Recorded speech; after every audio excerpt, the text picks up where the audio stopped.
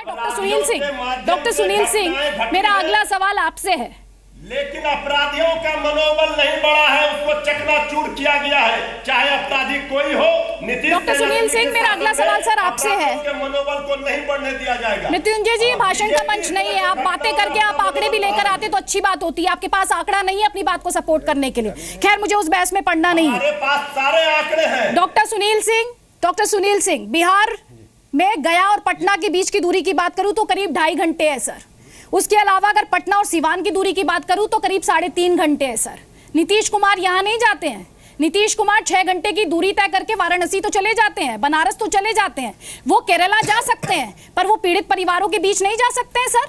इतना टाइम नहीं है उनके पास। वो लोगों के जख्मों पर मरहम नहीं लगा सकते सर।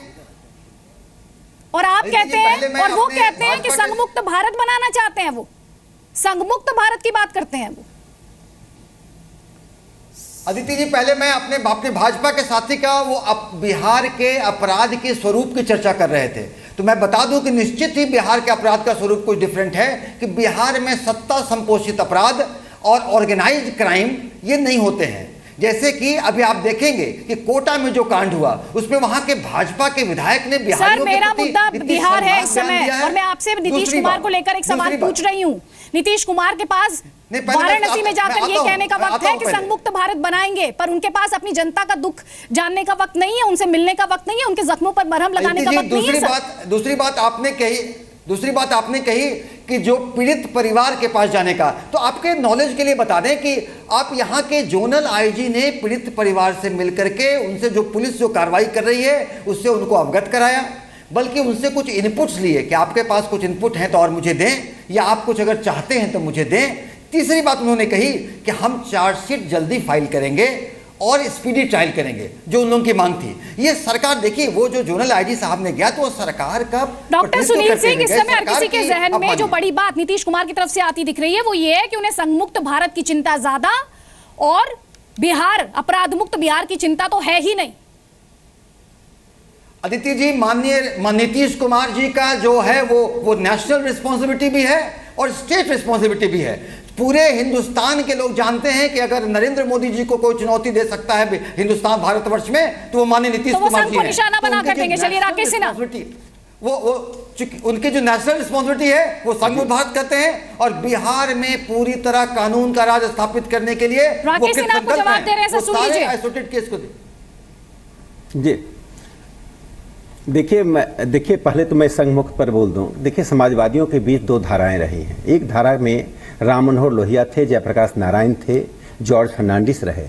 इन तीनों ने संघ को गले लगाया और भारतीय राजनीति की धारा को बदला।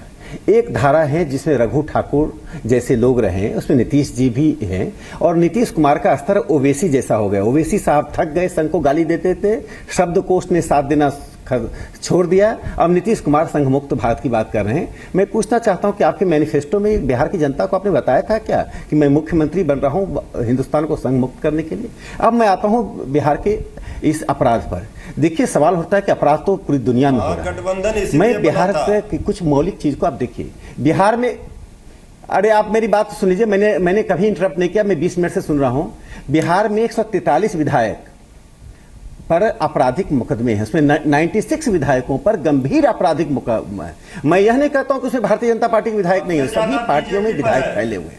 अब महत्वपूर्ण प्रश्न यह है, जब रूलिंग अलायंस का विधायक, एमएलए और एमएलसी अपराध करता है तो बिहार में एक अनिश्चितता का माहौल बनता है, चूंकि सत्ता उसके पीछे है। उसका मैं एक उदाहरण बताता हूं। जिस सिवान में एक वरिष्ठ पत्रकार की हत्या हुई, उसी सिवान में शहाबुद्दीन नाम के एक बड़े अपराधी, जिनके अपराध की कहानी यह है कि जवाहरलाल नेहरू विश्वविद्यालय छात्र संघ के पूर्व अध्यक्ष जो सीपीआईएमएल से ऐसा से जुड़े हुए छात्र नेता थे, जब सिवान गए उनकी हत्या कर दी गई। और उसी लालू यादव का पैर छूने कन्हैया गए। कन्हैया निर्णय कर लें, मैं दूसरा सवाल ही उठा रहा हूं, कन्हैया निर्णय कर लें कि चंद्रशेखर के हत्यारे को पोषित करने वाले व्यक्ति का पैर छू रहे हैं। अब आगे आता हूं। उस सिवान के जेल में अब्दुल गफूर नाम के इस सरकार के मंत्री मिलने गए। जब अब्दुल गफूर शहाबुद्दीन से जेल में मिलते हैं तो पूरे बिहार की जनता को संदेश क्या दे रहे हैं, नीतीश जी बता दें। बिल्कुल। और दूसरी बात, जब अखलाक की हत्या हुई जी सर, तो पूरे विपक्ष ने हटाया कि प्रधानमंत्री ने ट्वीट क्यों नहीं किया। आज मैं पूछना चाहता हूं, आज ये प्रवक्ता कह रहे हैं कि नीतीश कुमार क्यों मिलने जाएंगे, आईजी मिल गया।